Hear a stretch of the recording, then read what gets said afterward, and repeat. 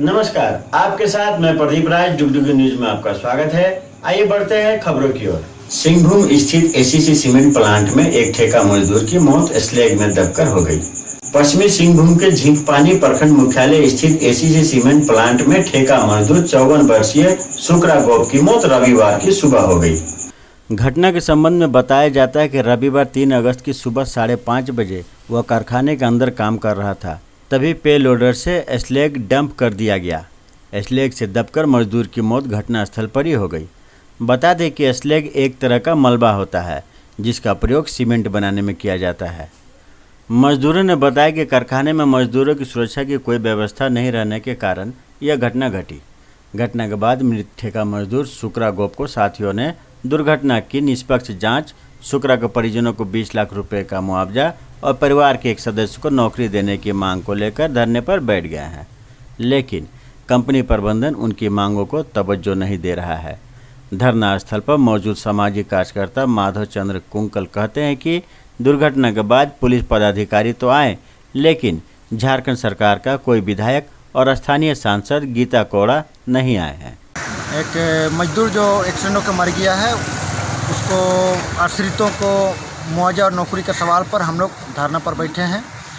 और हमारा यह मांग है, हम लोग का मांग है कि 20 लाख रुपये मुआवजा और अस्थायी नौकरी मिले।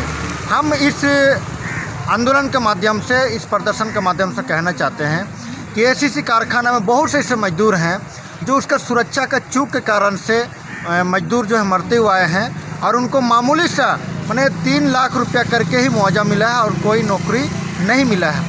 तो ऐसे स्थिति पर हमेशा से कंपनी कोशिश किया है कि जब भी एक्सीडेंट होता है तो प्रशासन का मदद लेता है और कुछ नेताओं का जो दलाली करते हैं उनका मदद लेता है और आश्रितों को जो लाभ मिलना चाहिए उनसे वंचित करा देता है। मेरा पापा मर गया जो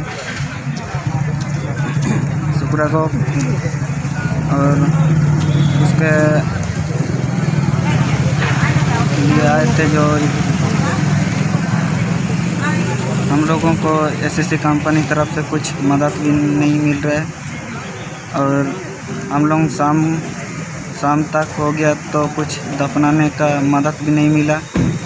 इसीलिए हम लोग एसएससी कंपनी तरफ से परमानेंट नौकरी और 20 लाख रुपये पैसा मांग किए हैं। झारखंड के मुख्यमंत्री हेमंत सोरेन महिला उत्पीड़न के मामले में ट्विटर पर सख्त दिखते हैं। उनके आदेश पर कई मामलों में कार्रवाई भी हुई है, लेकिन एक ऐसा मामला है जिसमें यौन शोषण की शिकार आदिवासी युवती को न्याय नहीं मिल रही है। महिला थाने में प्राथमिकी दर्ज हुई 1 महीना से ज्यादा हो गया, बावजूद इसके पुलिस आरोपी को गिरफ्तार नहीं कर रही है। मामला दुमका का है। 2 साल से यौन शोषण झेल रही एक आदिवासी युवती काफी जद्दोजहद के बाद महिला थाने में एफआईआर दर्ज तो करा देती है, लेकिन पुलिस ने अभी तक आरोपी को गिरफ्तार नहीं किया है। सबसे बड़ा सवाल है कि क्या झारखंड में एक आदिवासी मुख्यमंत्री के होते हुए भी एक आदिवासी युवती को न्याय नहीं मिलेगा? झारखंड में महिलाओं के साथ उत्पीड़न बर्दाश्त नहीं किया जाएगा।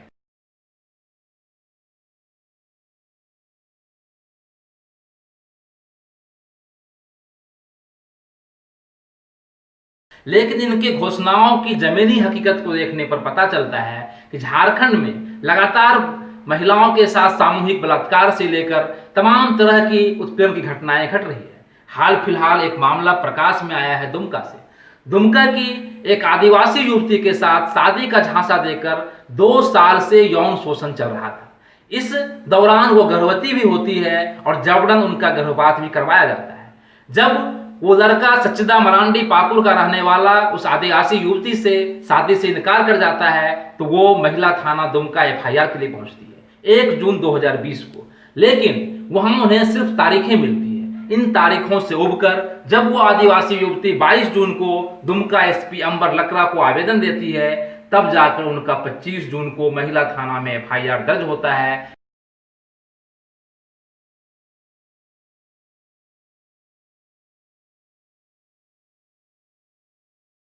प्राथमिकी संख्या 7/2020 के तहत। लेकिन एफआईआर दर्ज हो जाता है। बाद में 9 जुलाई को अस्पताल में उनका मेडिकल भी होता है। 14 जुलाई को 164 के तहत जज के यहाँ बयान भी होता है।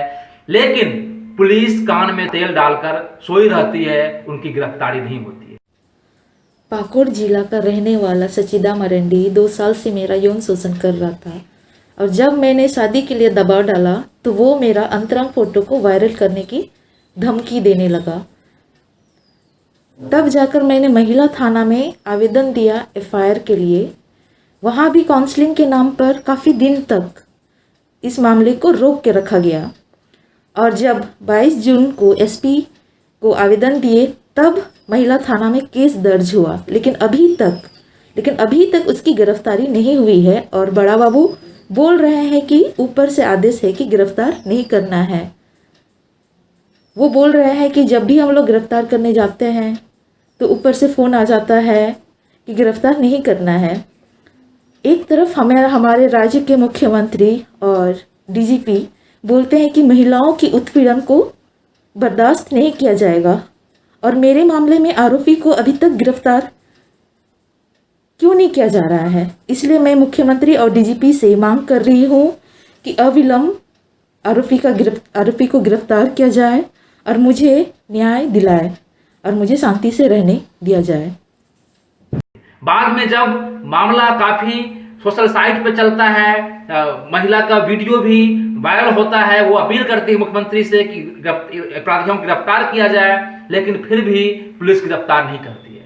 तो कहने का मतलब यह है कि एक तरफ झारखंड में आदिवासी मुख्यमंत्री है, आदिवासी बहुल राज्य में आदिवासी मुख्यमंत्री के होने के बाद भी महिलाओं का उत्पीड़न रुक नहीं रहा है। महिलाएं किसी तरह अगर एफआईआर दर्ज करवा लेती है तो पुलिस उन्हें गिरफ्तार नहीं करती है।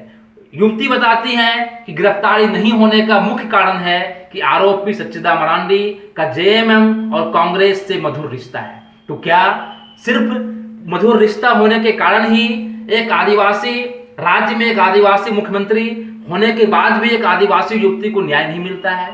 क्या वो युवती को जो 2 साल से यौन शोषण झेल रही थी, क्या उन्हें मुख्यमंत्री हेमंत सोरेन के राज्य में न्याय मिलेगा? धनबाद के हीरापुर में आज एसडीएम राज महेश्वर ने छापेमारी कर 5 दुकान को सील कर दिया। कोरोना संक्रमण से संबंधित दिशा निर्देशों का पालन नहीं करने के कारण यह कार्रवाई की गई।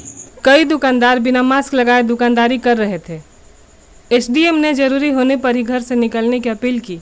उन्होंने कहा कि यदि घर से निकले तो सोशल डिस्टेंसिंग का पालन करें और मास्क अवश्य लगाएं। उन्होंने यह भी कहा कि जो दुकानदार सोशल डिस्टेंसिंग और कोरोना को लेकर दिए गए निर्देशों का पालन नहीं करेंगे तो उनके लिए इस प्रकार की छापेमारी आगे भी जारी रहेगी।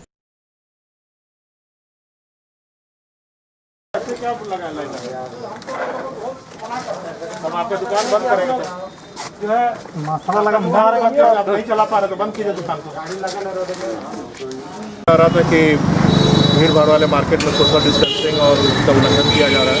इसी के साथ ये लगातार कार्रवाई की जा रही है। पूर्व बैंक की गई थी, आज हीरापुर में किया जा रहा है। लगातार मजिस्ट्रेट्स की प्रतिनियुक्ति की गई है। पूरे जिला में लगातार छापामारी की गई है। जो सोशल डिस्टेंसिंग, मास्क और अन्य जो नॉर्म्स थे वो अभी भी पालन है। अभी हम लोगों ने 4-5 दुकानों को सील किया। लगातार ये अभियान चल रहा है और अन्य दुकानों को हम लोग सील कर रहे हैं। धनबाद झरिया के सुदामडीह के बीसीसीएल के एएसपी कोलरी के नए लोडिंग पॉइंट पर वर्चस्व कायम करने को लेकर ट्रेड यूनियनें आपस में टकरा रही है। मंगलवार को भी मैनुअल लोडिंग के सवाल पर संयुक्त मोर्चा और यूनाइटेड ज्वाइंट फ्रंट के समर्थकों के बीच भिड़ंत होते रह गई। सीआईएसएफ और सुदामडीह थाना की पुलिस की सतर्कता के कारण मामला शांत हो गया।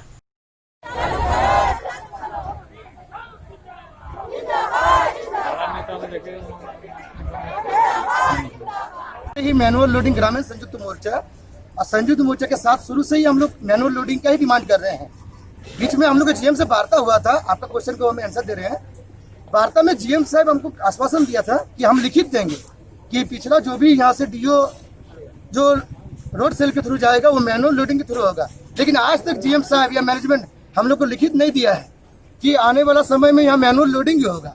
जब तक हम लोग का आश्वासन नहीं होगा, लिखित नहीं देगा, यहाँ से एक छटा कोयला भी ग्रामीण संयुक्त मोर्चा उठने नहीं देंगे। नहीं, हम लोग किसी प्रकार का प्रदर्शन नहीं कर रहे हैं। पिछले महीने वार्ता हुई है महाप्रबंधक साहब के साथ, हम लोग की भी वार्ता हुई है और हम लोगों से पहले संयुक्त मोर्चा की वार्ता हुई थी। संयुक्त मोर्चा में जितने भी अन्य संगठन है इस क्षेत्र में छोटे बड़े वैध अवैध सारे संगठन उसमें हैं।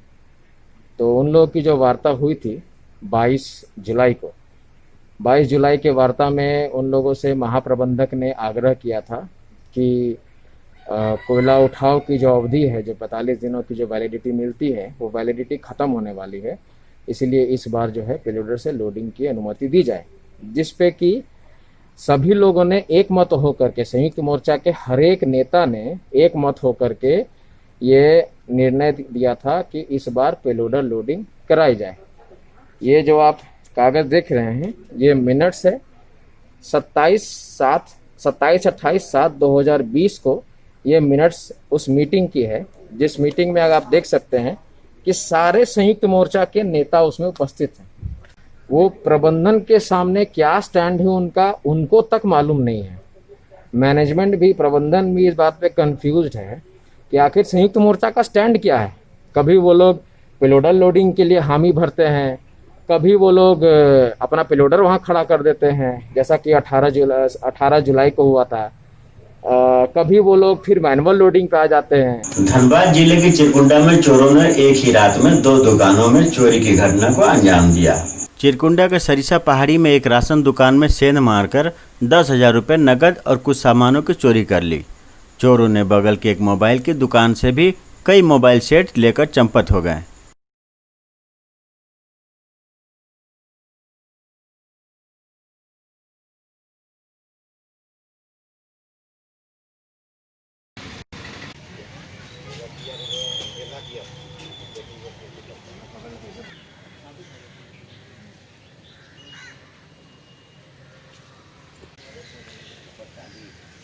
ऊपर से पूरा टाली का बड़ा कि पीछे से सीन काट करके सारा सामान ले गया। नगद में 10,000 रुपया था, वो भी ले गया।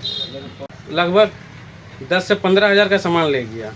अभी सामान का कुछ पता नहीं चल रहा, पूरा पता चलेगा तब कंफर्म हो सकता है।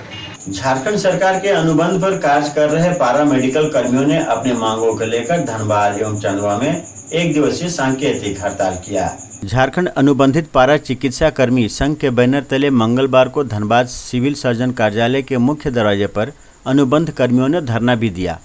पारा मेडिकल कर्मियों ने बताया कि लगभग 15 सालों से वह लगातार अपनी सेवा चिकित्सा विभाग में दे रहे हैं, लेकिन बार बार सरकार की तरफ से उन्हें ठगा जा रहा है। चंदवा में भी पारा मेडिकल कर्मियों ने सांकेतिक हड़ताल की और सामुदायिक स्वास्थ्य केंद्र परिसर में धरना दिया। देना होगा कोविड-19 का प्रोत्साहन राशि देना होगा इंकलाब जिंदाबाद। जिसमें सरकार के द्वारा हम लोग को अभी तक नियमितीकरण नहीं किया गया है।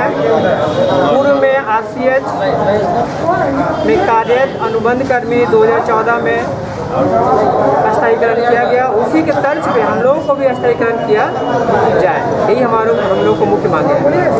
मुझे इसका रिटेन जानकारी कुछ नहीं है। हमने अभी देख रहे हैं कुछ धरना दिए हुए हैं। जो भी ये लोग का प्रॉब्लम है मुझे रिटेन जैसे आएगा हम उसको फॉरवर्ड करेंगे स्टेट को, क्योंकि ये पूरा स्टेट का उत्तरदायित्व है। जो भी ये लोग का डिमांड है स्टेट करेंगे, तो हम लोग उसको अवगत करवाएंगे स्टेट। गिरिडीह के गांवा के जंगल से अवैध अबरख ले जा रहे ट्रक को वन विभाग ने जब्त कर लिया। मंगलवार को अवैध अबरख ले जा रहे ट्रक को परसाटांड से पकड़ा गया। ड्राइवर ट्रक छोड़कर भाग गया।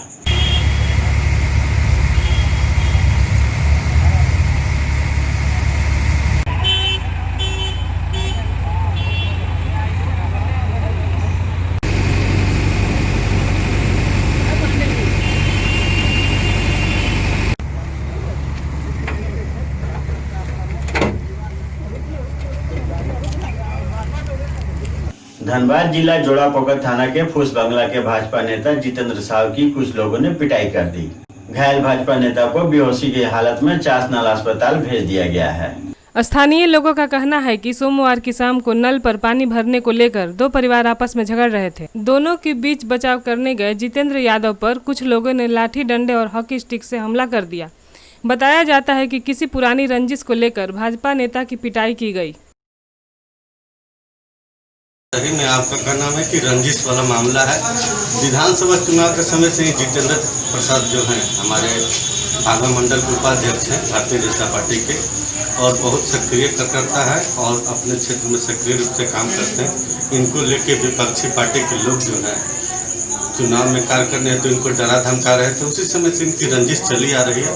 आज एक बहाना है मोटर पाइप में लगाने के लिए कि हम पानी भरेंगे, उसको लेके वो लोग समूह बना के आए हैं और इसको बेदर्दी से पीटा है। नल पर पानी भर रही थी, एक मोहल्ले के आदमी ने गाली गलौज करने लगा। पंचम रवानी उसका नाम है। मेरी भाभी को गंदी गंदी गालियाँ दे रहा था बोलने के लिए। और इसी दौरान मेरे पति को गालियाँ नहीं सहन हुई तो वो बोले कि भाभी आप अंदर चल जाइए, पानी मत भरिए, छोड़ दीजिए। तो बस वो बोला कि नहीं, धांधली होता है बहुत ज़्यादा, यहाँ पे मोटर लगा लेता है लोग। और वो एक लड़का, पता नहीं मोटा सा लड़का पास हो रहा था, उसको रोक के गया, यादव का लड़का था। ये बीजेपी या कांग्रेस समर्थक की कोई बात नहीं है।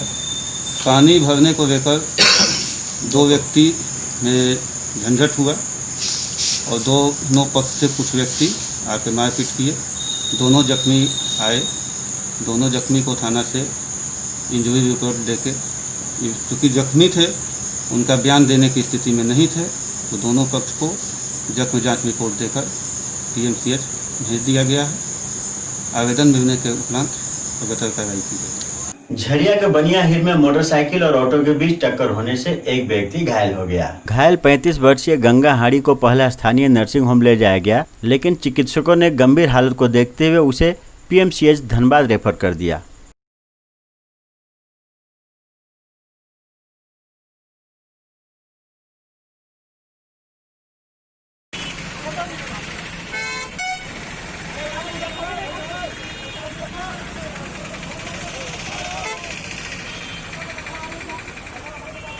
मुझे यहाँ से फ़ोन किया गया था कि आपका कोई आदमी एक्सीडेंट कर गया है, तो हम जल्दीबाजी वहाँ से आए हैं। आपको क्या लगे रिलेशन में? ये मेरा भतीजा लगेगा, जो एक्सीडेंट हुआ जिनका, वो मेरा भतीजा लगेगा। ये ड्यूटी से पापा का छोड़ करके वो जा रहे थे धनबाद, कहीं काम था।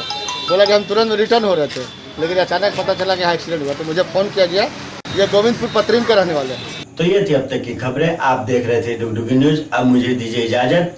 हमारे चैनल को सब्सक्राइब जरूर करें। नमस्कार।